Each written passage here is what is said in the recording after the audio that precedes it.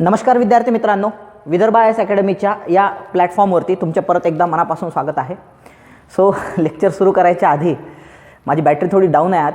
त्याच्यामागचं महत्त्वपूर्ण कारण म्हणजे दुपारी मी जिओग्राफीच्या नोट्स बनवत बसलेलो होतो आणि अचानक मला कणकण जाणवायला लागली. कदाचित हवामानामध्ये जो बदल झालेला आहे त्याच्यामुळं असू शकते आणि थोडासा दुपारी ताप पण होता.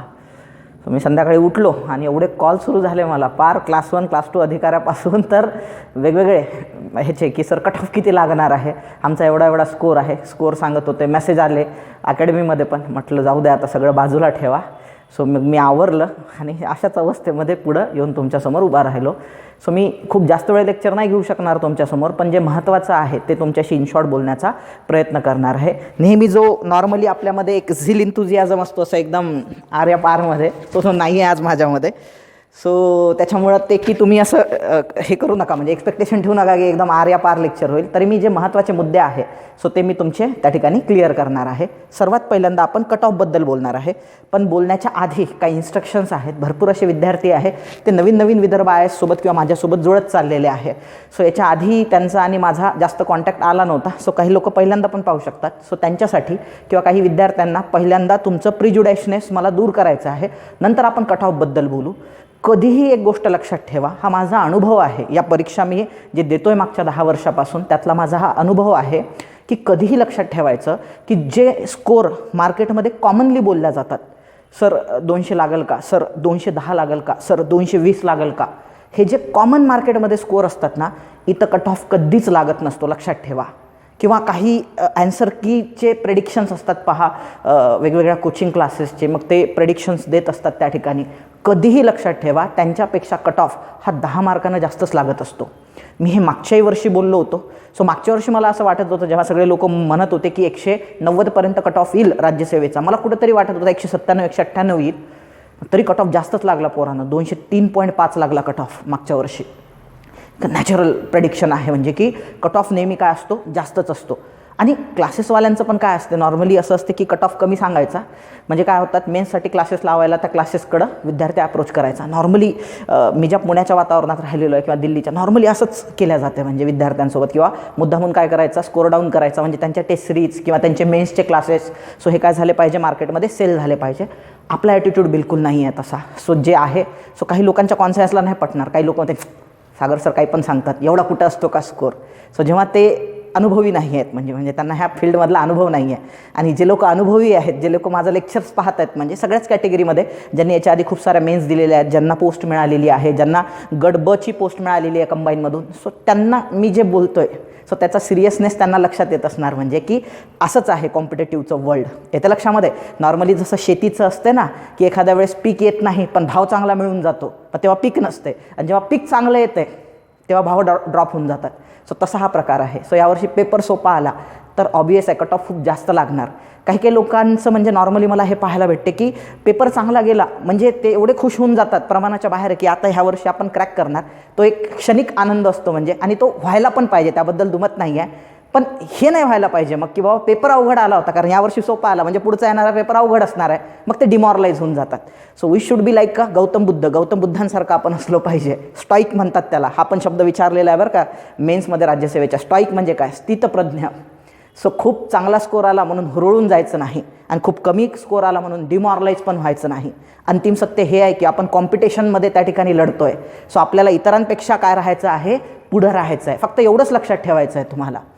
त्याच्यामुळं आणि अंतिम सत्य हे आहे याचं की जोपर्यंत पोस्ट मिळत नाही तोपर्यंत असं एकदम हुरळून कधीच जायचं नाही. मी फार जवळून पाहिलेलं आहे बरं का अपयश. म्हणजे असं वाटायचं की यावर्षी कन्फर्म पोस्ट आहे, क्लास 2 तर कन्फर्म आहे, आणि 2-3 मार्कांनी हुलकावणी मिळायची. मग जवळपास 15 दिवस भूमिगत, कोणाशी बोलायचं नाही. कारण लोक मग काय करतात, 1-2 दिवस सहानुभूती देतात, नंतर टोमणे मारतात. ह्या स्पर्धा परीक्षेचं ते एक अंतिम सत्य आहे की त्यामध्ये तुम्हाला हुरळून जायचं नाही चांगले मार्क पडले म्हणून. रियालिटी ॲक्सेप्ट करायची आहे. आणि मी का हे तुम्हाला सांगतोय, कारण तुम्हाला इथून पुढचे डिसिजन्स घेता आले पाहिजे स्पष्टपणे. एवढे मार्क आहे, मला एवढे मिळालेले मार्क आहे, हे त्रिकालाबाधित सत्य आहे, हे ॲक्सेप्ट करायचं. आणि बिलकुल असं राग करायचं नाही, सरनं जास्त स्कोर सांगितला म्हणून सागर सरचा मी राग करतो, पण माझा राग करून तुम्हाला काहीही मिळणार नाही. सत्य ॲक्सेप्ट करायचं आणि पुढं काय करायचं आहे त्या दृष्टीनं पावलं टाकायला सुरुवात करायची. की बाबा स्कोर कमी आलेला आहे, मग पुढचं काय सर, मग त्याच्याबद्दल पण बोलणार आहे. आजचं लेक्चर फक्त कट ऑफ सांगण्यासाठी नाही आहे. आणि म्हणजे कोणती एक्झाम माझी टार्गेट असली पाहिजे सर. सो त्याच्यासाठी पण हे लेक्चर आहे. सो एक ओव्हरऑल त्या ठिकाणी तुम्हाला हेल्प करेन. ज्यांना राज्यसेवा मुख्य द्यायला मिळते आहे यावर्षी, सो त्यांनी काय केलं पाहिजे आता इथून पुढच्या दिवसांमध्ये, ज्यांचा थोडक्यात त्या ठिकाणी नंबर हुकतो आहे. काही लोक बॉर्डरवर पण असतात. बॉर्डरवाल्या लोकांनी काय करायचं, ज्यांचा नंबर हुकलेला आहे त्यांनी काय करायचं, कंबाईन कोणी फोकस करायची, परत येणारी राज्यसेवा कोणी फोकस करायची. सो याबद्दल पण आपण बोलणार आहोत. खूप लोक असे वाट पाहत आहेत, म्हणजे लवकर कट ऑफ सांगा आणि बाजूला व्हा सर. सो त्याच्यामुळं मी काय करतोय त्या ठिकाणी, एकदा प्रिज्युडाइस तुमचा हा दूर झाला. सो आता मी काय करतोय त्या ठिकाणी कट ऑफबद्दल बोलायला सुरुवात करतो आहे. सो कट ऑफ जे आहे आपले हे कशाच्या आधारावरती आहे तर लक्षात ठेवा, मागच्या वर्षी कसा कट ऑफ आला होता आणि पेपर कसा होता. सो ह्या दोन याच्यावरती की जागा किती होत्या. जागा जर जास्त असेल तर कट ऑफ खाली येतो आणि पेपर जर सोपा निघाला कट ऑफ वाढतो. पेपर आता मागच्या वर्षीचा पेपर काय होता, जागाही कमी होत्या आणि त्या ठिकाणी जागा कमी होत्या आणि दुसरं महत्त्वाचं म्हणजे काय, तुमचा पेपर पण अवघड आला तरी 203 204 कट ऑफ लागला होता मागच्या वर्षी. म्हणजे मागच्या वर्षी जर दाखवायचं झालं, मागच्या वर्षीचं चित्र काय होतं, मागच्या वर्षीचं हे चित्र होतं की जागा अतिशय कमी होत्या. जागा काय होत्या, अतिशय कमी होत्या. जागा कमी असून पेपर अवघड आला होता तरी पोट्ट्यांनी स्कोअर काढलेले आहेत. 203.5 पर्यंत गेलेला आहे. मग मी म्हटलं ना, मी 197 प्रेडिक्ट केला होता. म्हणजे कॉमन मार्केटपेक्षा 185 190 192 93 वाल्यांपेक्षा मी जास्त सांगितला होता तरी जास्त लागला कट ऑफ. तुम्ही विचारात घेऊ शकता म्हणजे की सत्यता काय आहे कॉम्पिटेटिव्ह. हे असं का घडते माहीत आहे का, कारण आपण काय करतो, आपला आलेला 220 215 असे वेगवेगळे व्हॉट्सअपचे ग्रुप्स असतात. सो त्याच्यावरती टाकतो, मग एक लगेच मित्र 203 टाकतो, एक मित्र 193 टाकतो, एक मित्र 210 टाकून देतो, 207. बघा हे सगळ्यांसोबत घडतंय बरं का सध्या. टेलिग्राम ग्रुप्स असतात, तुमचे स्कोअर किती आहे रे, मग सगळेजण स्कोअर टाकतात. मग आपल्याला असं वाटतं यार ह्या मुलांना सगळ्यांना तर 203 205 207 आहे, मला तर 213 मार्क पडले, म्हणजे ह्यावर्षी 100% माझी प्रिलिम्स क्लिअर होणार. ॲक्च्युली तसं नसते. सो हे जे तुम्हाला रीडिंगमधले मुलं दिसत आहेत, ज्या रीडिंगमध्ये तुम्ही अभ्यास करताय, जे व्हॉट्सअप ग्रुपचे तुम्ही मेंबर आहात, सो हे लोक मेरिटच डिसाईड करत नाही. मेरिट कोण डिसाईड करतं आहे, सो मेरिट डिसाईड करणारे पोरं वेगळेच आहेत पोरांनो. मेरिट डिसाईड करणाऱ्यांचे जे हे आहेत ग्रुप्स, ज्यांनी आत्तापर्यंत 3-3 4-4 मेन्स दिलेले आहेत, नंबर 1, ज्यांना ऑलरेडी पोस्ट आहे.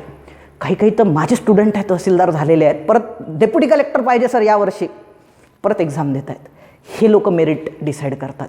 ही कॉमन जनता नाही. 90% जी जनता आहे ना, ही कॉमन जनता 90% हे मेरिट डिसाईड करत नाही. मेरिट ते 10% पोरं डिसाईड करतात, जे ऑलरेडी क्लास 1 आहे, जे गॅझेटेड क्लास 2 आहेत, ऑलरेडी नायब तहसीलदार मुख्याधिकारी बनलेले आहेत, जे ऑलरेडी PSI ST IAS आहेत, आणि तिसरं जे लोक ऑलरेडी मेन्स देऊन बसलेले आहेत. 3-3 4-4 6-6 मेन्स दिलेले आहे. माझं तर एक मित्र आहे, दिल्लीला अभ्यास करतो, एकदा 9 मेन्स 2011 पासून किती 9 मेन्स. हे लोक मेरिट डिसाईड करतात. आणि यावेळेसचा पेपर CSATचा एवढा सोपा होता, त्या हे काय एका पेपरमध्ये 170 आणि 180 मार्क काढलेले आहे पोट्ट्यांनी. म्हणजे हे पाहिले आता, म्हणजे झालेले पोरं आहेत, मेन्स दिलेले अधिकारी बनलेले आहेत, त्यांचे पाहिले तर 160 150 170 असे मार्क आहेत त्यांना एकाच विषयात.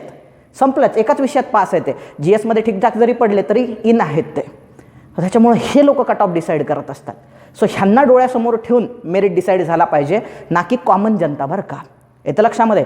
सो मी त्यांना डोळ्यासमोर ठेवून त्या ठिकाणी तुमच्याशी कट ऑफ शेअर करतो. सो कट ऑफ 2 बेसिसवर, म्हणजे 3 बेसिसवर, जे ऑलरेडी पोस्ट होल्डर आहे आणि खऱ्या अर्थाने मार्क जास्त काढ, हे कुठं बोलत नाहीत बरं का, नेवर. तुम्हाला ते कॉमन ग्रुप्स म्हणजे असं सांगता नाही दिसत नाही. तुमचे 210 आणि 220 वाले पोरं असतील, 200 वाले पोरं, 190 वाले पोरं पोरी असतील, त्या ग्रुपमध्ये नसतात. पण ते त्या ग्रुपमध्ये असतात जिथं 270 260 मार्क काय असतात, कॉमन असतात. तिथं 240 वाला गरीब असतो पोरगा म्हणजे. आणि मी 2016 17 15 याच्यामध्ये मी हे अनुभवलेलं आहे. सो त्याच्यावरून तुम्हाला मी कट ऑफबद्दल बोलणार आहे. बघा, मागच्या वर्षी जागा फार कमी होत्या आणि पेपर पण अवघड होता. सो त्या सिच्युएशनमध्ये कट ऑफ काय झालेला आहे, जेव्हा जागा कमी असतात ना तेव्हा कट ऑफ हाय जातो. लक्षात ठेवा, जेव्हा जागा कमी असतात कट ऑफ हाय जातो. कमी जागा, कट ऑफ काय जाणार, हाय जाणार. कट ऑफ जो आहे तुमचा तो काय जाणार, हाय जाणार. म्हणून हा हाय गेला होता. आणि दुसरं, पेपर जर अवघड आला, अवघड पेपरसाठी अवघड जर पेपर आला तर कट ऑफ काय येतो, कमी येतो. कट ऑफ जो आहे तो कमी येतो. पेपर अवघड असून कट ऑफ कमी आलेला नाही आहे. हां, जागा कमी होत्या म्हणून हे. सो यावर्षीचं हे मागच्या वर्षीचं चित्र झालं. यावर्षीचं चित्र काय आहे, पेपर सोपा आहे आणि जागा जास्त आहे. पेपर काय आहे, सोपा आहे, पेपर सोपा आहे आणि जागा काय आहे, जास्त आहे. सो त्याला कन्सिडर करून आपल्याला काय करायचं आहे, त्या ठिकाणी कट ऑफ काढायचं आहे. हे माझे प्रेडिक्शन्स आहे, मी जे अभ्यासलं मागच्या याच्यामध्ये त्याच्यावरून मी तुम्हाला सांगतो की कट ऑफ किती लागणार आहे. बघा, सो कट ऑफ लागणार आहे, मला असं वाटते की जी ओपन कॅटेगरी आहे, मी हे मोडून टाकतो तात्पुरतं म्हणजे इथं स्पष्टता आली पाहिजे पाहताना. बघा, मागच्या वर्षी जागा 59 होत्या ओपन कॅटेगरीला, आता 167 आहे. बक्कळ जागा आहे ओपन कॅटेगरीसाठी. सो हे जे अआरक्षित जागा आहेत, 59 जागा होत्या मागच्या वर्षी, यावर्षी 167 आहे. तरी देखील कट ऑफ जो आहे तुमचा हा 230 जे आहे ±5 म्हणू शकतो आपण.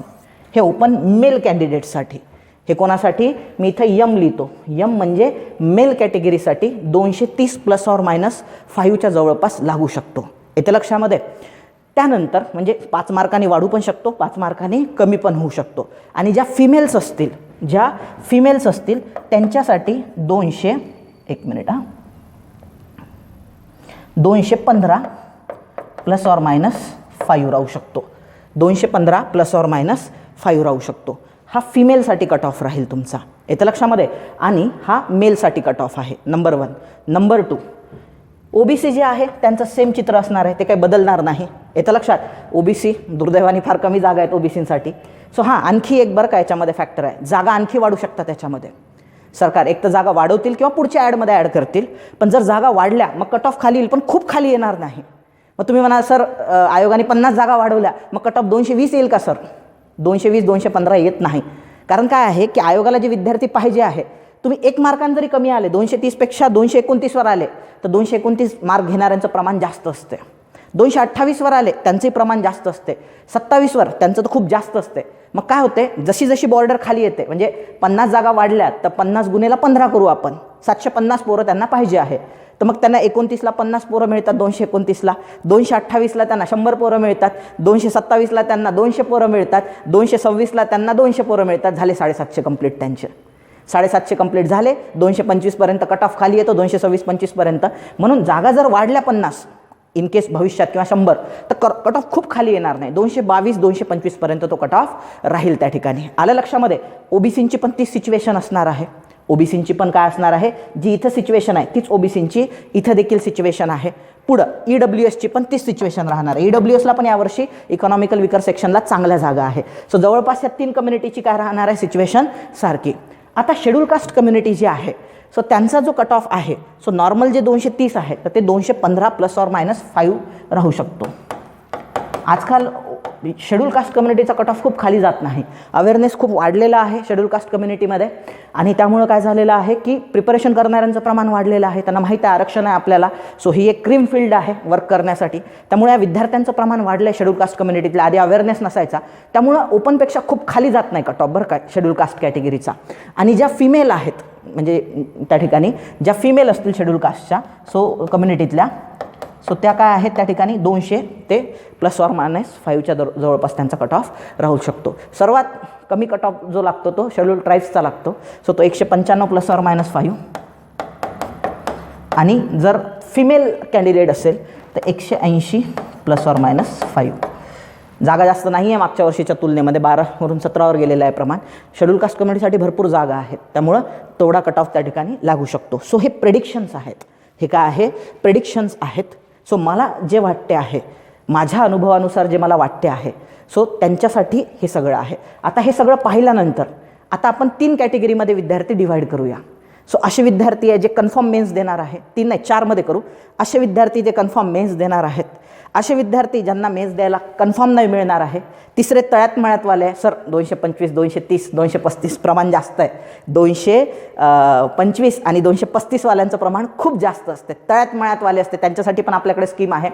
आणि एक ज्यांना पुढची राज्यसेवा टार्गेट करायची, म्हणजे 3च कॅटेगरीमध्ये म्हणावं लागेल. ज्यांना मेन्स द्यायला भेटणार नाही आहे, ज्यांना मेन्स द्यायला भेटणार आहे, आणि तिसरे तळ्यात मळ्यातवाले. सो त्या तिघांसाठी पण मी समजावून सांगतो कसं कसं असणार आहे, प्लॅन्स कसे असले पाहिजे तुमचे ते मी तुम्हाला समजावून सांगतो. चला डिस्कस करायला आपण सुरुवात करूया. आता सर्वात पहिले पहा, आता ज्या मुलांना मेन्स त्या ठिकाणी शेवटी मेन्स देणाऱ्या विद्यार्थ्यांसाठी सांगतो मी, ज्या मुलांना मेन्स द्यायला मिळणार नाही आहे आणि असे विद्यार्थी जे फक्त राज्यसेवेसाठी, आता मी आहे, मी फक्त राज्यसेवेसाठी प्रिपेअर करायचो, मी UPSC कॉम्प्रोमाइज केली, फक्त राज्यसेवेसाठी प्रिपेअर करायचो. मग असे विद्यार्थी आहे सो जे राज्यसेवेसाठी त्यांनी कॉम्पिटेटिव्ह एक्झाम प्रिपेअर करायला सुरुवात केली आणि त्यांचं अंतिम गोल राज्यसेवाच आहे. त्यांना कंबाईनमध्ये तेवढा इंटरेस्ट नाही आहे, फक्त राज्यसेवाच काढायची आहे ज्यांना. सो त्यांच्यासाठी सांगतो की त्यांनी प्लीज कंबाईनच्या नादी लागू नका. सो स्कोर यावर्षी कमी आलेला आहे. काही भरपूर लोक आहे ज्यांनी पहिल्यांदा एक्झाम दिली, अनुभव नव्हता, स्कोर कमी आलेला आहे. स्पष्ट सांगतो, पुढच्या प्रिलिम्ससाठी प्रिपेअर करायला सुरुवात करा. मी तुम्हाला एक गोष्ट चांगली सांगितली होती, मी दोन्ही अँगल बोलतो आहे, चांगले वाईट दोन्ही अँगल बोलतो आहे, की तुम्ही स्पर्धा परीक्षेच्या सुवर्णयुगामध्ये आहेत. स्पर्धा परीक्षेच्या जसं 2011, 12 आणि 13च्या बॅच होत्या, ज्या स्पर्धा परीक्षेच्या सुवर्णयुगातल्या बॅच होता. DDR अहो जागा कधी निघत नाही तो. ह्या 12च्या बॅचमध्ये 40 DDR होते.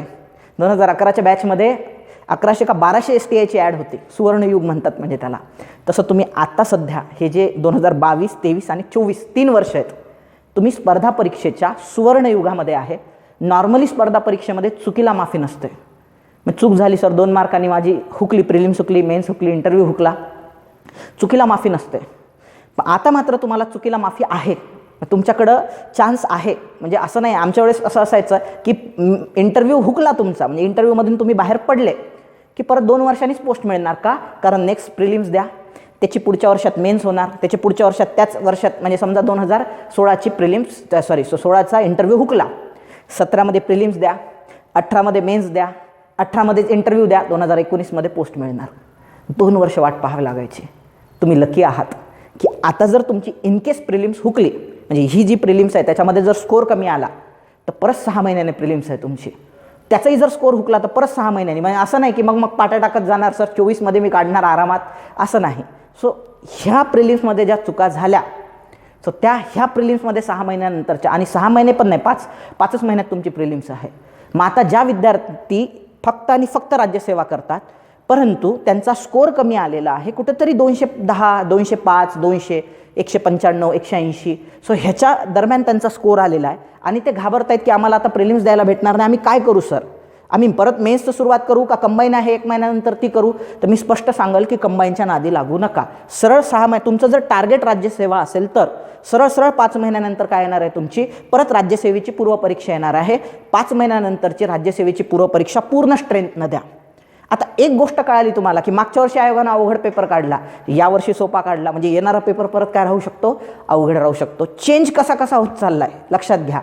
यावर्षी त्यांनी काय केलं, केमिस्ट्रीमध्ये भरपूर क्वेश्चन टाकले, गणित पण टाकले. पुढच्या वर्षी त्याच्या आदल्या वर्षी बायोलॉजीमध्ये 2021मध्ये बायोलॉजीवर जास्त क्वेश्चन होते, यावर्षी त्याच्या आदल्या वर्षी फिजिक्सवर जास्त क्वेश्चन होते, यावर्षी फिजिक्स केमिस्ट्री, आता बायोलॉजीवर जास्त टाकतील. ते ट्रेंड लक्षात घ्या तुम्ही आयोगाचा. एन्शियंट मिडिएवलवर क्वेश्चनच नाही, मिडिएवलवर एक क्वेश्चन आलाय फक्त. पुढच्या पेपरमध्ये एन्शियंट मिडिएवलवर जबरदस्त हे राहील क्वेश्चन. मागच्या वर्षी पर्यावरण फार सोपं होतं, 5 पैकी 5 मिळू शकत होते. यावर्षी पर्यावरण थोडं टफ टाकलं, म्हणजे येणारं पर्यावरण परत सिंपल राहू शकते. सो असं जजमेंट घेऊन अभ्यास सुरू करा तुम्ही येणाऱ्या राज्यसेवा प्रिलिम्सचा. सो अंतिम सत्य तर हेच आहे की जे लोक यावर्षी पास होत आहेत ते फक्त आणि फक्त, मी याच्या आधी सांगितलं होतं, CSATमुळेच पास होत आहेत. ते कशामुळे पास होत आहेत? CSATमुळेच पास होत आहेत. तुमच्याकडे परत 5 महिने आहे. जर तुम्ही मार खाल्ला असेल, मी यूट्यूबवर लेक्चर पण टाकलेले आहे, कॉम्प्रिहेन्शन कसे सोडवायचे, माझी टीम आहे, ते मॅथ्स रिझनिंगचे पण लेक्चर्स टाकतायत त्या ठिकाणी. सो ते पाहून वगैरे 5 महिन्यामध्ये कोपअप करा. सो याच्याशिवाय गत्यंतर नाही आहे तुमच्याकडं. GSच्या भरोश्यावर तुम्ही नाही पास होऊ शकत, हे तुम्ही लक्षात घ्या. आता सुरुवातीचे जे 2-3 महिने आहे, जे राज्यसेवा 5 महिन्यानंतरची टार्गेट करतायत, जे 2-3 महिने तुम्हाला सुरुवातीचे मिळालेले आहे, तुमचा सिलेबस ह्या 2-3 महिने फार कमी वेळ आहे तुमच्याकडं. तुम्ही म्हणाल आता प्रिलिम संपली, चला मी सर फिरून येतो, पिकनिक करून येतो, वेळच नाही आहे तुमच्याकडं. एक दिवस महत्त्वाचा आहे. बहाना 5 तारीख 15 150 दिवस आहेत तुमच्याकडे. त्यातला 1-2 दिवस जर तुम्ही फिरायला चालले गेले तर सत्यानाश पुढच्याही प्रिलिम्सचा, मग परत त्रास होणार आपल्याला. सो परीक्षेच्या नंतर नापास झाल्यावर त्रास करून घेण्यापेक्षा आता त्रास करून घ्या. म्हणजे आता जेवढा त्रास होतो तेवढा होऊ द्या. सो पास झाल्यानंतर जो सुखद आपल्याला आनंद मिळतो तो एक वेगळा असतो. आता ज्या पोरांचे स्कोअर 250 आहे, ज्यांनी खूप मेहनत घेतली, 240 आहे, 260 आहे, त्यांना असं वाटायला लागलं की आपण काय आहे त्या ठिकाणी सेफ साईड आहे. आता मेन्सचा अभ्यास आपण काय करू शकतो, बिंदास सुरू करू शकतो, एकदम जोर लावून त्या ठिकाणी मेन्ससाठी प्रिपेअर करू शकतो. परंतु ज्यांचे कमी आलेले आहे ते सध्या टेन्शनमध्ये आहे, खूप जास्त टेन्शनमध्ये आहे. मग हेच जर तुम्हाला 5 वर्षानंतर रिपीट होऊ द्यायचं नसेल तर तुमच्याकडे फक्त आणि फक्त 5 महिने आहे. त्यापैकी सुरुवातीच्या 2 ते 3 महिन्यामध्ये तुम्हाला पूर्ण सिलेबस कव्हर करायचा आहे आणि त्याला रिव्हिजन सुरू करायचे आहे. जे विषय यावेळेस प्रिलिम्समध्ये झाले होते त्याच्या रिव्हिजन सुरू झाल्या पाहिजे तुमच्या. आणि जे नाही झालेले विषय आहे, एन्शियंट मिडेवल, पर्यावरण किंवा काही लोकांचं सायन्स राहून जाते, सो ते प्रिपेअर करायचे. सायन्स अंतिम सत्य 20 क्वेश्चन येतात त्याच्यावरती. सीसॅट रोज डेली वेळ द्यायचा आहे सीसॅटसाठी. आणि शेवटच्या 2-3 महिन्यामध्ये सॉल्विंग आणि रिव्हिजन, क्वेश्चन पेपर सॉल्विंग आणि रिव्हिजन. क्वेश्चन पेपर सॉल्विंग केली तरच तुमच्या पेपरमधले प्रश्न सुटतील. सो हे त्रिकालाबाधित सत्य आहे. ज्यांनी टेस्ट सिरीज व्यवस्थित दिलेले आहे, मनापासून दिलेले आहे, त्याचे एक्सप्लेनेशन व्यवस्थित पाहिलेले आहे, त्या पोरांना प्रचंड फायदा झालेला आहे. कालचंच एक्झाम्पल आहे, आता ते आयोगाने विचारलेलं आहे, श्वसन प्रक्रियेमध्ये खालीलपैकी कोणत्या प्रक्रियेचा समावेश होत नाही, त्या 4 पर्याय दिलेले होते. हा पेपर होण्याच्या जस्ट आधी कंबाईनचं टेस्ट सिरीजचं मी जेव्हा एक्सप्लेनेशन देत होतो तेव्हा मी त्यांना प्रकाश संश्लेषणची प्रक्रिया असते, सो त्याच्यामध्ये मी त्यांना समजावून सांगत असतो कोणती लाईट रिॲक्शन होती आणि कोणती डार्क रिॲक्शन होती. सो लाईट रिॲक्शनमध्ये काय होते आहे आणि डार्क रिॲक्शनमध्ये काय होते. मग डार्क रिॲक्शनलाच केल्विन सायकल म्हणतात असं त्यांना सांगितलं होतं मी, त्याच्यामध्ये लिहून दिलं होतं फळ्यावरती. ज्या पोरांनी कंबाईनची टेस्ट सिरीज लावली आहे ते पाहू शकता. त्याच्यामध्ये जसच्या तसा क्वेश्चन आला ना. आणि मी माहीत आहे का, जेव्हा शिकवत असतानाच मी तुम्हाला म्हटलं होतं की यावर्षी आता जे स्टेट बोर्डाचे पुस्तक आहे 9वी 10वीचे, त्याच्यामध्ये यांनी हा श्वसनमध्ये जे पेशीमध्ये होणारं श्वसन आहे त्याच्यावर त्यांनी ग्लायकोलायसिस प्रक्रिया, त्याच्यानंतर क्रेब्स सायकल, त्याच्यानंतर इलेक्ट्रॉन ट्रान्सपोर्ट सायकल, सो हे नवीन ॲड केलेला पोर्शन आहे. हा 100% परीक्षेत येते, आला 100% परीक्षेमध्ये. मी असं प्रेडिक्ट केलं होतं की 2 ते 3 वर्षामध्ये फिजिक्सऐवजी केमिस्ट्रीवर ते प्रश्न विचारतील. आणि मोल नावाच्या संकल्पना मागच्या 2 वर्षातले तुम्ही जर पेपर पाहिले ह्याचे सीसॅटचे, त्याच्यावरचे सायन्सचे पॅसेज पाहिले तर त्यांनी 2ही वर्ष मोल नावाच्या संकल्पना जी आहे केमिस्ट्रीमधली, मोल, ॲव्होगाड्रोज नंबर किंवा ग्रॅम रेणू वस्तुमान, सो ह्याच्यावरती प्रश्न विचारलेले आहेत त्यांनी. सो ह्याच्यात पण विचारलेले आहे. आणि ह्या वर्षी त्यांनी आता केमिस्ट्रीवर पण त्यांनी काय केलेले आहे, प्रॉब्लेम सॉल्विंग त्या ठिकाणी विचारलेलं आहे. तुम्ही ट्रेंड लक्षात घ्या आयोगाचा काय आहे. सो आयोगाचा पेपर सेटर कोणत्या अँगलने विचार करतोय असा समजून उमजून अभ्यास करायचा आहे. नाही तर गेलो मार्केटमध्ये, ह्या सरने हे पुस्तक सांगितलं ना, आणलं मारत बसलो रट्टा, असे पोरं पास होत नाही. सो ते प्रिमिटिव्ह आहेत म्हणजे एकदम ह्या बाबतीत बोलायचं झालं तर तुम्हाला हाही अँगल विचारात घ्यावा लागणार. शॉर्टकटबद्दल तर मी बोलतच असतो, कॅल्क्युलेटेड रिस्क आहे आपली ती. सो जोपर्यंत आयोगाला आपल्या गनिमी काव्याबद्दल माहिती होत नाही तोपर्यंत तुम्ही काय केलं पाहिजे, ह्याचा फायदा घेतला पाहिजे. मी तर म्हणतो स्पेशल वही बनवा त्याच्यासाठी एक. आणि परीक्षेला जाताना तुम्ही काय वाचलं पाहिजे, एकदा ट्रिक्स वाचून घ्यायच्या काय काय होत्या. सो यावर्षी किमान 10 क्वेश्चन ट्रिक्सवर सुटतात राज्यसेवेच्या प्रिलिम्सचे, किमान 10. 0 बेस नॉलेज मी तुम्हाला दाखवून पण देईल, फक्त ट्रिक्सवर कसं काय सुटतात ते क्वेश्चन. त्यामुळे ते लिहा. ते तुम्हाला मिळालेलं म्हणजे असं समजून चला हिरा आहे तुम्हाला मिळालेला तो, म्हणजे फ्री ऑफ कॉस्ट. म्हणजे तुम्हाला यूट्यूबवरती मी त्या ठिकाणी सांगितलेलं आहे ते. सो त्याची एक स्पेशल वही बनवा. क्वेश्चन ॲनालायसिस म्हणजे टेस्ट सिरीजमध्ये पण मी सांगतो, बॅचेसमध्ये पण सांगत असतो, PYQमध्ये पण सांगत असतो. याचा प्रचंड भविष्यात आता जे मेन्स देणार आहे पर पेपर मागं 15-15 क्वेश्चन तरी तुमचे ह्या मेथडने सुटतील, शॉर्टकट्सने. 15 म्हणजे खूप झाले हो. 4 पेपरचे 15 60 होत आहेत तुमचे. 60 मार्क म्हणजे पुढे चालले गेले ना इतरांचे तुम्ही. सो हा फॅक्टर आहे त्याच्यामध्ये. सो हे तुम्ही लक्षात घेतलं पाहिजे की राज्यसेवेची परत प्रिपरेशन सुरू करा जर राज्यसेवाच तुमचं टार्गेट आहे. नाही तर काय होते, रीडिंगमध्ये 80% पोरं कंबाईनचा अभ्यास सुरू करतात. तर मग आपल्याला वाटतं यार महिनाभराने कंबाईन आहे, चला कंबाईन देऊ आपण. आणि राज्यसेवेचं टार्गेट एकदा तुम्ही कंबाईनमध्ये पडले, गट ब आणि गट क कोणत्याही कारणास्तव, सर वय खूप आहे किंवा सर असं आहे तसं आहे, परिस्थिती खराब आहे, मला पोस्टची गरज आहे, अशा कुठल्याही नावाखाली जर एकदा कंबाईनमध्ये पडले तुम्ही तर मग तिथून वापस येणं फार अवघड आहे राज्यसेवेकडं. मग सवय लागून जाते आपल्याला. ते 7 टिपिकल सब्जेक्ट आहे कंबाईनचे, मेन्सचे टिपिकल सब्जेक्ट आहे, आपण त्याच्यातच गुरफटून जातो आणि राज्यसेवेचं पद काढण्याचं जे स्वप्न आहे ते स्वप्नच राहून जाते. आणि ऑन द अदर हँड एक ॲटिट्यूड आहे की मी सहज कंबाईन देऊन येतो. राज्यसेवेला मला पडला होता ना स्कोर 205-200, तेवढ्या नॉलेजवरती मी सहज कंबाईन देऊन येतो. मी कंबाईनचा अभ्यासच करणार नाही बिलकुल, कारण मी राज्यसेवा करणार आहे. मी कंबाईनचा अभ्यासच सहज देऊन येतो. तुम्ही सहज पास होऊन जाल कंबाईन, टेक माय वर्ड्स. जेवढं तुम्ही मेंदूला फ्री सोडाल, रिजिड राहिलं की पाण्यात बुडते माणूस. म्हणजे ते नियम आहे ना तुमचा, फोर्स ऑफ बायन्सी वगैरे तुम्ही अभ्यासलं असेल. तुम्ही जर स्वतःला कॉम्प्रेस केलं, मेंदूला असं आकुंचन केलं की तुम्ही बुडता, आणि रिलॅक्स राहिले तर पाण्यावर तरंगता. तो फॅक्टर आहे. रिलॅक्स जा, द्या, पास तर पास, नापास तर नापास. कोणी जे राज्यसेवा करणारे आहे. आता दुसरा एक गट आहे जो डेडिकेटेडली कंबाईन करणारा आहे. दुसरा एक गट आहे जो डेडिकेटेडली, सर राज्यसेवा जस्ट टाईमपाससाठी दिली होती मी, किंवा चला एक प्रॅक्टिस होऊन जाईल तिथं बसण्याची किंवा त्या प्रेशरमध्ये सोडवण्याची. माझं अंतिम ध्येय जे आहे ते कंबाईनच आहे. कंबाईनशिवाय मी विचारच केला नाही, मला PSI बनायचं, STI बनायचं, ASO, मला कंबाईनच करायची आहे. असे जे मुलं आहेत, सो त्यांनी आता 1 महिना राहिलेला आहे. 1 महिन्यामध्ये मी तुम्हाला तेही सांगितलेलं आहे. आता मला फोन येतात विद्यार्थ्यांचे, सर काय करायला पाहिजे.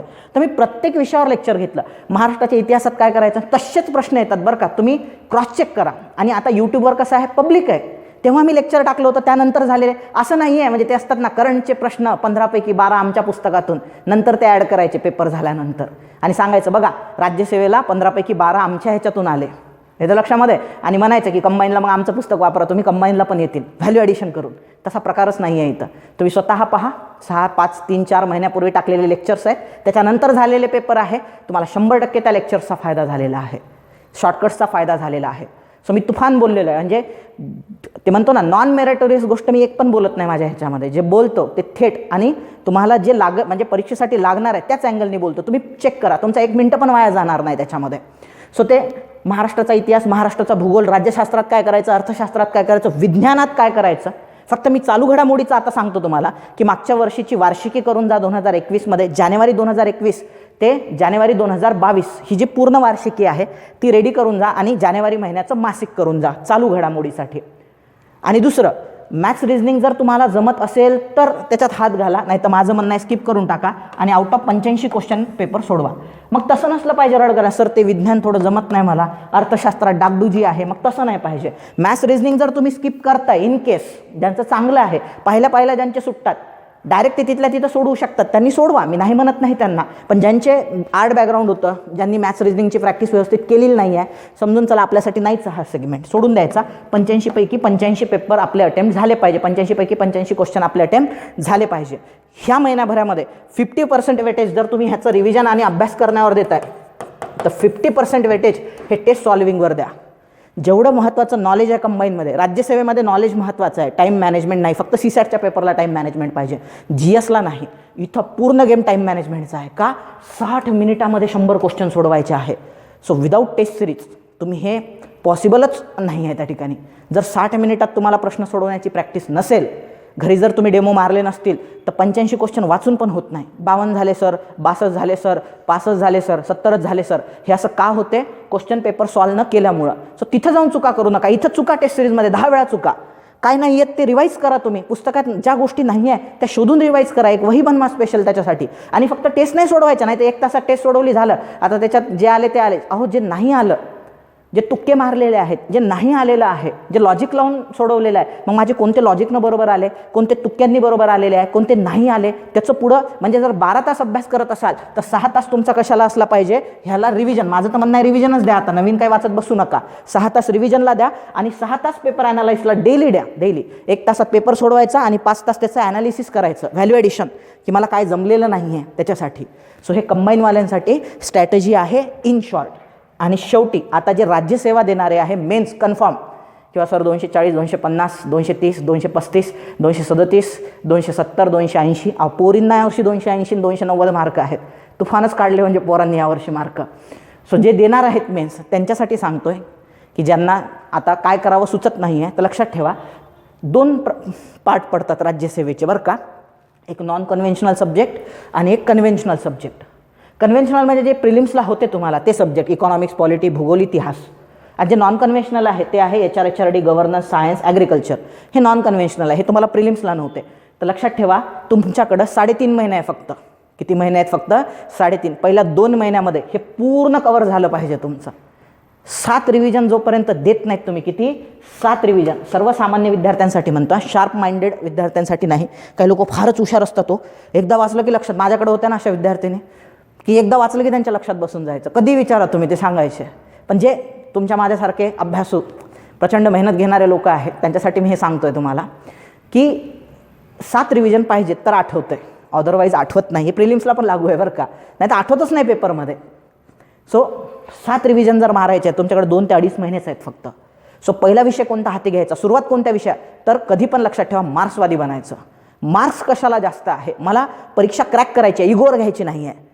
इगोवर कधीच घ्यायची नाही परीक्षा, क्रॅक करायची आपल्याला. मग स्कोरिंग सब्जेक्ट कोणता आहे? तर 150 मार्क फक्त एक HR, HRDला आहे. सो दिवसामधले जर तुम्ही 13 ते 14 तास अभ्यास पाहिजेच बरं का मेन्स देताय तर. मी याला हनीमून पिरियड म्हणत असतो, म्हणजे तुमच्या जीवनातला, की तुम्हाला मेन्स झाल्यानंतर प्रिलिम्स झाल्यानंतर मेन्स द्यायला भेटते. 3.5 ते 4 महिन्याचा तुमचा हा हनीमून पिरियड असणार आहे जो तुम्ही तुमच्या पुस्तकासोबत व्यतीत करणार आहात. सो ह्या हनीमून पिरियडमध्ये 14 ते 15 तास रिगरस स्टडी पाहिजे. आणि होतो तुमचा जो ग्रुप चांगला असेल, प्रिपेअर जर करत असाल, रिगरस स्टडी होतं. मी केलेलं आहे आणि आमच्या ग्रुपनं पण केलेलं आहे, पोस्ट होल्डर आहेत ते, आणि त्याच्यात एक वेगळी मजा असते पोरांना बरं का. सो दिवसातले 7 तास म्हणजे 14 तासापैकी 7 तास तुम्ही फक्त नॉन कन्व्हेन्शनल सब्जेक्टला दिले पाहिजे.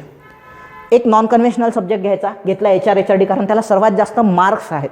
पोरं काय करतात, सिलेबस उघडतात, पहिला विषय घेतात हिस्ट्री आणि 2 महिने हिस्ट्रीच करत बसतात, कारण हिस्ट्रीचा सिलेबस हा सर्वात व्हास्ट आहे आणि सर्वात कमी मार्क देणारा हिस्ट्रीचा आहे आणि बिनभरोशाचा पण. जे येतात ते सगळ्यांना येतात, जे येत नाही ते कोणालाच येत नाही. अभ्यास करून काय उपयोग आहे इतिहासाचा? माझं म्हणणं आहे इतिहासाचा अभ्यासच करू नका. बस प्रिलिम्सला जे केलं होतं, महाराष्ट्राचा इतिहास थोडंफार, भारताचा इतिहास रिवाईज मारायचं, समाधान महाजन सरांचं पुस्तक रिवाईज मारायचं आणि जायचं. मी तर म्हणतो करूच नका, थोडंफार फक्त बघून जा मागच्या वर्षी काय आलेलं आहे प्रश्न ॲनालायसिस. जास्त इतिहासाच्या फंद्यात पडू नका. तुम्हाला क्लास 1च मिळेल, मी गॅरंटी देतो त्याची तुम्हाला. ज्या पोरानं इतिहास खूप केलं, फक्त मुलाखतीचा अनुभव घेऊन घरी बसणार, आणि ज्या पोरांनी क्रीम उचललं HRD गव्हर्नन्स पोस्ट काढून अधिकार पदावर लाल दिव्याच्या गाडीत महाराष्ट्र सरकारच्या गाडीत फिरणार तो. सो HRD बिलीव्ह मी की 150 मार्काला विषय आहे.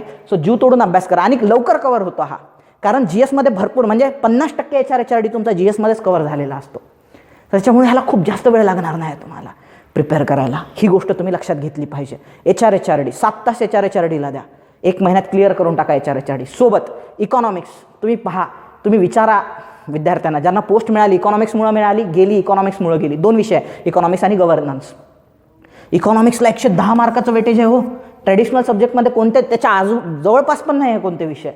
सो सोबत इकॉनॉमिक्सचा अभ्यास सुरू करा. त्याचा 3 ते 4 तास अभ्यास करायचा, याचा 7 तास करायचा, ह्याचा 3 ते 4 तास, कारण हा झालेला विषय आहे. आणि इकॉनॉमिक्ससाठी सोर्स काय आहे सर? आयोगाचे झालेले पेपरशिवाय दुसरा सोर्सच नाही आहे. STIचे मेन्सचे पेपर, प्रिलिम्सचे पेपर, राज्यसेवेचे प्रिलिम मेन्सचे पेपर, बस. रंजन कोळंबे आणि देसले हे 2 पुस्तकं, काही गरज नाही आहे अर्धांड अभ्यास करण्याची. आम्ही लय बाबा काय केलेलं आहे, दत्त सुंदरम चाळून काढायचं पूर्ण. त्याच्यानंतर तुमचं ते आणखी एक बुक होतं, म्हणजे मी नाव मला रिकॉल होत नाही त्याचं, मिश्रायणपुरी, दत्त सुंदरम, मिश्रायणपुरी UPSCसाठी वाचायचो आम्ही. दत्त सुंदरम MPSC काय नाही केलं, त्याच्या नोट्स बनवणे, मित्रानं बनवलेल्या नोट्स वाचणे, काही गरज नाही. रंजन कोळंबे जिंदाबाद आणि देसले सरांचं पुस्तक जिंदाबाद. झालेल्या आयोगाच्या पेपरचा ॲनालायसिस आणि नेटवरून अभ्यास करायचा. बोलू आपण त्याच्यावरती सविस्तर, सांगेल मी जसं पुढे तुम्हाला सांगेल किंवा पुढं बोलू. त्यानंतर हाती घ्यायचा गव्हर्नन्स पण कमी वेळात. हे सगळे कमी वेळात जास्त मार्क देणारे विषय आहे. कोणते? HRD आणि गव्हर्नन्स. GS2मध्ये जर 110च्या वर तुम्हाला पडतंय तर क्लास 1 कन्फर्म आहे तुमची. सो त्याच्यामुळे ते. त्यानंतर पॉलिटीला गव्हर्नन्ससोबत रिव्हिजन द्यायची, कारण हे दोन्ही गव्हर्नन्स आणि पॉलिटी एकमेकावर अवलंबून आहे. ठीक आहे. मग नेक्स्ट सब्जेक्ट आहे तुमचा सायन्स अँड टेक आहे. सायन्स अँड टेकचं जेवढं मागच्या वर्षी विचारलेलं आहे पुस्तकामध्ये आहे, एकदा फक्त करून घ्यायचं. टेक्निकॅलिटीमध्ये खूप पडायचं नाही. म्हणजे मग तुम्ही DNA RNAमध्ये फार रिसर्च करायला लागले, काही गरज नाही. DNA RNAचं स्ट्रक्चर काय असते, ATGC काय असते, कोणता फॉस्फेट ग्रुप कशाला अटॅच असतो, बस त्याच्यावर एक दोन क्वेश्चन कन्फर्म असतात. त्याच्यानंतर ते स्पेक्ट्रमचं पुस्तक आहे, त्यामध्ये मस्त माहिती दिलेली आहे. जिनोम टेक्नॉलॉजी काय असते किंवा हे सगळ्या गोष्टी सायन्स अँड टेक्नॉलॉजी. त्याच्यानंतर तुमची ते 1-2 रिॲक्शन्स आहेत फक्त, न्यूक्लिअर रिॲक्शन, त्या प्रिपेअर करावं लागतात. बाकीचे सगळे सोपे आहे. ऊर्जा सोपा आहे टॉपिक. त्याच्यानंतर तुमचं डिझास्टर मॅनेजमेंट फारच सोपा टॉपिक आहे, ते लगेच कव्हर होऊन जातात. ॲग्रिकल्चरचा पण खूप अभ्यास करत बसायचा नाही, कारण आम्ही तीच चुकी केली. ते कात्यान घेऊन बसायचं. अरे काही गरजच नाही आहे ना. तुम्ही आजही जरी ॲग्रिकल्चरच्या पेपरला जाऊन बसले ना, 30 पैकी 15, मी याचं पुस्तक पण काढलेलं आहे मराठीमध्ये. सो ते काय पुस्तक काढलं म्हटल्यानंतर आता मार्केटमधले पुस्तकं पाहतो ना मी, पुस्तक जबरदस्त बनलेलं आहे बरं का, आउटस्टँडिंग. लय मेहनत घेतली आहे मी त्याच्यावर. प्रॉब्लेम काय होतो मग त्याच्यावर, मग ते अधिकाऱ्यांचे अभिप्राय, त्याच्यानंतर ते माझ्या आईवडिलाप्रती समर्पित पुस्तक. सो हे आपल्याला जमतच नाही. ते कंटेंट बोला, फालतू गोष्टी बोलू नका. मग त्याचं कवर पेज डिझाईन करा, त्याचं बॅक पेज डिझाईन करा, मग त्याच्यावर कोणते फोटो टाकायचे बाबा. बाकीच्यांचे पाहतो मी पुण्यातल्या पुस्तकांचे फोटो, आता मी त्याच्या फंद्यातच पडणार नाही, बिलकुल नाही पडणार.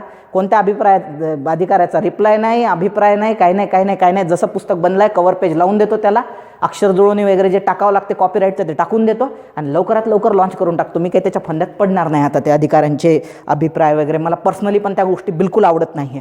तुम्ही मागच्या याच्यात काही पाहिलं असेल, विदर्भ IAS अकॅडमी रिझल्ट कधीच दाखवत नाही तुम्हाला, नेवर. माझ्या कॉन्फरन्सला पडतच नाही ती गोष्ट, कारण जे लोक अधिकारी बनत असतात ते त्यांच्या कर्तृत्वाने बनतात.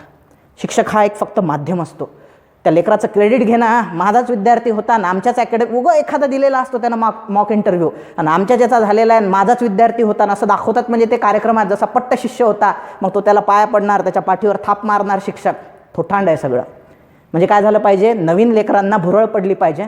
आणि आपण कोणत्या लेकरांना फसवतोय, जे लेकरं गरिबांचे आहे, स्वप्न पाहून त्या ठिकाणी येत आहेत. त्यांच्याकडून पैसे उकळणं म्हणजे हा प्रकार आपल्याला बिलकुल पटत नाही. हां, एखादा विद्यार्थी आहे तो स्वतःहून सांगतोय, सो हे त्याचं गुडनेस म्हणावं लागेल. म्हणजे आता विद्यार्थी सांगतात की सागर सर आहे, असं आहे, तसं आहे, हे त्यांचा गुडनेस आहे. सो अपयश हे माझं क्रेडिट आहे. तुम्ही जर नापास होताय तर का नापास झाला बाबा, कुठं चुकतंय तुझं, हे काय चाललंय, त्याच्यासाठीच चाललेलं आहे ना. सो त्याची जबाबदारी माझी आहे. तुम्ही नापास होताय तर अपयशाची जबाबदारी माझी आहे, यशाची नाही. आणि ती घेणार पण नाही विदर्भ आयएस कधी. सो ती जी आहे तुमचं जे काही आहे तर टीचिंग क्वालिटीजवर आहे, क्वालिटी मटेरियलवर आहे. म्हणजे सो ते पुस्तक लवकरच ह्या 2-3 दिवसातच लॉन्च करतो. बरं आठवण आली, पडलेलं आहे म्हणजे ते. सो ते ॲग्रिकल्चर तेवढं वाचून घ्या, फक्त मराठीत आहे पूर्ण. सो ते एकदा रिवाईज करा. आणि जे लोक इंग्लिशमध्ये प्रिपेअर करतात त्यांना वर्डिंग इंग्लिशमध्ये पण दिलेले आहेत त्या ठिकाणी ब्रॅकेटमध्ये. सो तेवढं पुस्तक जरी करून गेले मोर दॅन सफिशियंट आहे. इथं काही 30 पैकी 30 पाडायच्या फंद्यातच पडायचे नाही. म्हणजे ते तर ॲग्रीच्या पोरांना पण पडत नाही 30 पैकी 30. सो 30 पैकी 15 तर आता तुम्ही काढता का, कारण तुमचा जॉग्राफीचा बेस मजबूत असतो. सॉईल असते, सॉईलमध्ये कोणकोणते कंटेंट आहे माहीतच असतात ना आपल्याला. त्याच्यानंतर ते जे तुमचे NPK असते, त्याला आपण जे म्हणतो मॅक्रोन्यूट्रियंट्स, पाठच असतात आपल्याला. मॅक्रोमध्ये प्रायमरी कोणते, मग सेकंडरी कोणते, मग त्याच्यानंतर मायक्रोन्यूट्रियंट कोणते, त्याचं काय, हे एकदा पाठ केलं की 2-3 मार्क तुम्हाला इथं पडतात. वॉटर मॅनेजमेंटचा आहे, ढाळीचा बंधारा, ते वंदराई बंधारा, ढाळीचा बंधारा, त्याच्यानंतर कोकण बंधारा, त्याच्यानंतर गॅबियन बंधारा, ठरलेलं आहे, त्याच्यावरच येणार आहे प्रश्न. ते पाठ करून जायचं. मग गॅबियन बंधाऱ्यात किती मीटरचे ते बांधतात, किती मीटरचा स्लोप असतो, रट्टा मारला की होऊन जाते. मग ते ठरलेलं आहे. तेवढं जरी केलं ना 15-20 मार्क आरामात पडतात. 2 सब्जेक्टचा जास्त अभ्यास करायचा नाही, ते म्हणजे भूगोल आणि इतिहास. भूगोलमध्ये फक्त रिमोट सेन्सिंग व्यवस्थित करून जा, कारण कन्फर्म रिमोट सेन्सिंगवर 6 क्वेश्चन असतात आणि 6 पैकी 6 मार्क तुम्ही मिळवू शकता, कारण सोपे असतात ते. मी सांगेल रिमोट सेन्सिंग, तसं मला टेक्निकलसाठी पण घ्यायचंच आहे. सो यूट्यूबवर मी लवकरात लवकर लेक्चर कंडक्ट करेल रिमोट सेन्सिंगवर, आणि त्याच्या नोट्स पण येऊन जातील. विदर्भ आयएसच्या रेडी आहेत नोट्स, तेवढं केलं होऊन जाते. इतिहास आणि भूगोल हे घातक सब्जेक्ट आहे, खूप करावं लागते, मार्क्स कमी देतात. सो त्याच्यामुळे ह्याचा जास्त अभ्यास करत बसायचं नाही. आणि डेली हे झालं 3 तास, हे झालं 7 तास. सर पुढचे 2-3 तास काय करायचं आम्ही, 7 आणि 4 11 किंवा 7 आणि 3 10 झाले. पुढचे 2-3-4 तास काय करायचं, तर डेली मराठी आणि इंग्लिशचा अभ्यास करायचा. डेली जर मेन्स देत असाल तर. मी नेहमी म्हणतो इंग्लिश हा सब्जेक्ट तुम्हाला पास करत नाही, नापास मात्र नक्की करू शकतो. आणि पोट्ट्यांचे इंग्लिशचेच वांदे फार जास्त असतात, म्हणजे किंवा इंग्लिशवाल्यांचे मराठीचे वांदे जास्त असतात. मराठी 10 दिवसात प्रिपेअर होतो. डेली 3-4 तास मारले ना तुम्ही, 10 दिवसात 15 दिवसात मराठी इझिली रेडी होतो. एखादी बॅच लावून घ्यायची मस्तपैकी, PYQची ह्याची त्याची, मराठी क्लिअर करून टाकायचं. इंग्लिशचं पण तसंच आहे. इंग्लिश जर जमत नसेल तर उगाच त्याला जोर लावत बसायचं नाही. इंग्लिशचे लय वांदे असतात पोरांचे, काहीच कळत नाही त्यांना. वर्ब कळत नाही, ॲडवर्ब कळत नाही, नाऊन कळत नाही, प्रोनाऊन कळत नाही. सो असते सोपं सगळं, नाम सर्वनाम त्याच्यासारखंच आहे सगळं, काहीच वेगळं नाही, पण काहीच कळत नसते पोरांना. मग काय करायचं, चांगले चांगले क्लासेस असतात, ज्यांनी मेन्स ॲनालायसिसवर ज्यांचा भर असतो, असे एकदम मस्तपैकी क्लासेस लावून घ्यायचे आणि तो विषय तेवढा कव्हर करून घ्यायचा. ती इन्व्हेस्टमेंट आहे. क्लासवर जेव्हा तुम्ही पैसे गुंतवता ती इन्व्हेस्टमेंट आहे, पण चांगल्या ठिकाणी करायची. हे तर लक्षामध्ये. उगं एखादा काहीतरी सांगतोय तो, म्हणजे एखादा आहे राज्यसेवेचं प्रिपेअर करताय, तो सांगतोय पोलीस भरतीचा, उगं मला कळते त्या सरांचं सोपं वाटते म्हणून क्लास लावला, म्हणजे पायावर धोंडा मारून घेणं येते. सो जे लोक एकदम जबरदस्त घेतात त्या ठिकाणी, जे आपल्याला चांगलं समजते आणि त्या लेवल त्या लोकांची ती मेंटेन ठेवलेली आहे त्यांनी, PYQ ॲनालायसिस वगैरे, अशा लोकांचा सरळ सरळ क्लास लावून घ्यायचा. डोकं लय लावत बसायचं नाही त्याला. नाही तर मग काय होईल की तुम्ही 4-4, 5-5 तास हऱ्याश होऊन जाल. मग त्या 4-5 तासाचा परिणाम काय होतो, ह्या अभ्यासावर मला इंग्रजी जमतच नाही, त्यात प्रेशर खाली मग HRD सारखे सोपे विषय, इकॉनॉमिक्स सारखे सोपे विषय आपण गमावून बसतो. सो हे, आणि शेवटच्या 2.5 ते 2 महिन्यामध्ये टेस्ट सिरीज जास्तीत जास्त सोडवा. झालेल्या आयोगाचे PYQ टेस्ट सिरीज ज्या चांगल्या अवेलेबल आहे पुण्यामध्ये देखील, किंवा विदर्भ आयएस पण लॉन्च करणार आहे test series, with explanation launch करणार आहे, शॉर्टकट्स पण सांगणार आहे मी त्याच्यामध्ये. सो ह्या टेस्ट सिरीज तुम्ही जॉईन करा, त्या सोडवण्याचा प्रयत्न करा. तेवढ्या वेळात सुटतात का, 150 क्वेश्चन सोडवणं म्हणजे मी तुम्हाला सांगतो रिगरस माझ्या अनुभवावरून, माणूस 100 प्रश्न एकदम सकाळच्या याच्यामध्ये सांगतो तुम्हाला मी, सकाळच्या 2 तास 2 शिफ्ट असतात ना, मॉर्निंग आफ्टरनून, सकाळी एकदम सोडवतो माणूस. 120 क्वेश्चन नंतर किंवा 110 क्वेश्चन नंतर माणसाची सोडवण्याची वृत्तीच राहत नाही. नकोच वाटतात. माझे तर सोपे म्हणजे मला परफेक्ट माहीत होतं जिओ सिंक्रोनस काय असते, सन सिंक्रोनस काय असते, पोलार ऑर्बिट काय असते, जिओ स्टेशनरी ऑर्बिट काय असते, जिओ सिंक्रोनस सगळं माहीत होतं, तरी चुकवली मी प्रश्न परीक्षेत. कोड माहीत होते कसं सोडवायचं, तरी चुकवले परीक्षेत. का, मनस्थितीच राहत नाही 120, कारण कधी सोडवलेलंच नसते. 100 सोडवण्याची आपली कपॅबिलिटी असते, म्हणून 2 ते 2.5 महिने 150 प्रश्न सोडवण्याची तुमच्यामध्ये कपॅबिलिटी पाहिजे. इथं पण ऑब्जेक्टिव्हमध्ये प्रॉब्लेम होतो. ऑब्जेक्टिव्हमध्ये काय आहे की जेव्हा तुम्ही कंबाईनचं मेन्स देता, त्याच्यामध्ये तुम्हाला 60 क्वेश्चन जवळपास आता कमी केले आहेत त्यांनी, 50 क्वेश्चन हे मराठीवर असतात, 30 क्वेश्चन हे तुमच्या ह्याच्यावरती असतात इंग्लिशमध्ये, आणि 20 क्वेश्चन जे आहे करंट अफेअर अँड अदर सेक्शनवरती ते काय असतात. तो आरामात अटेम्प्ट होतो 1 तासामध्ये, पण हा 1 तासात अटेम्प्ट होत नाही, कारण इथं 50 मराठी आहे, 50 इंग्लिश आहे. माझा वैयक्तिक अनुभव आहे, मी कमी पडत असेल त्याच्यामध्ये. माझा आजपर्यंत जेवढ्या मी मेन्स दिल्या, इंग्लिशचा पेपर सुरुवातीला एवढं नव्हतं अवघड, सुरुवातीला सोपं होतं, पण जेव्हापासून ऑब्जेक्टिव्ह आलेला आहे 2015-16 नंतर ऑब्जेक्टिव्ह आणलं त्यांनी, माझा 100 क्वेश्चन वाचूनच व्हायचे नाही. मराठी सोडवायचो मी, 20 मिनटात मराठी सोडवायचो, 40 मिनटं पण इंग्लिशला मला कमी पडायचे, जेव्हा की इंग्लिश चांगलं होतं माझं इंजिनिअरिंग बॅकग्राऊंड असल्यामुळं. तर त्याच्यामुळं सांगतो तुम्हाला, प्रॅक्टिस मेक मॅन परफेक्ट, हे फार महत्त्वाची आहे. सो आय होप सो, म्हणजे तुम्ही प्रयत्न केला तुम्हाला 100% देण्याचा, तुम्हाला नक्की हे लेक्चर त्या ठिकाणी बेनिफिशियल राहील पुढच्या तुमच्या वाटचालीसाठी. सो तुम्हाला हे लेक्चर कसं वाटलं हे तुम्ही नक्की कमेंट बॉक्समध्ये मला लिहून कळवा. सो पुढच्या लेक्चरमध्ये भेटू, तोपर्यंत धन्यवाद. जय हिंद.